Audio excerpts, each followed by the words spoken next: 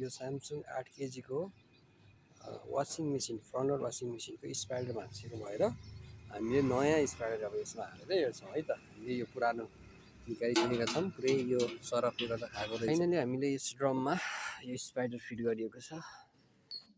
यसको यो ड्रम बस्ने भाग हो, क्लिन भइसकेको छ है त।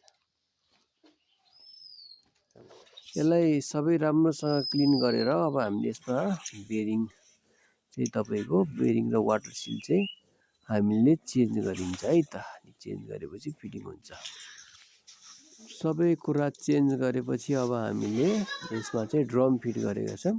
ड्रम फिट गरेर पछाडिपट्टि पुली लगाएर नट कस्ने व्यवस्था गर्दैछौँ। ल हेर्नुहोस् त, ड्रम सारा घुमेको छ है त। तपाईँको यो स्पाइडर भाँचिएपछि चाहिँ एकदमै फोहोर भएर चाहिँ यो उसहरू भएको भएर हामीले पानीले राम्रोसँग सफा गरेछौँ है। यस पछाडि चाहिँ हामीले यो दुईटा ड्रमलाई फिट गरेर नट कसेर है त। नट कस्न सुरु हुँदैछ। नट कसेर अनि त्यस पछाडि हामीले लगेर वासिङ मेसिनमा फिट गर्छौँ। वासिङ मेसिनमा फिट गरेर यो ढुङ्गा अगाडिको साइडमा भएको ढुङ्गालाई पनि हामीले कसिसकेका छौँ। अरू पनि फिट गरेर हामी चलाएर हेर्छौँ अहिले मेसिनमा। अब हामीले यो ढोकाहरू फिट गर्नुपर्छ।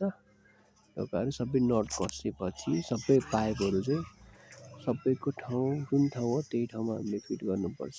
ड्रेनहरू, इनलेटहरू है। अनि यो मोटरलाई चाहिँ हामीले यो माथिपट्टिको पुलीमा मिलाएर यसको बेल्ट हुन्छ, त्यो बेल्टलाई ट्याक्क लगाए पछाडि अनि तपाईँको मेसिनले काम गर्न सुरु हुन्छ।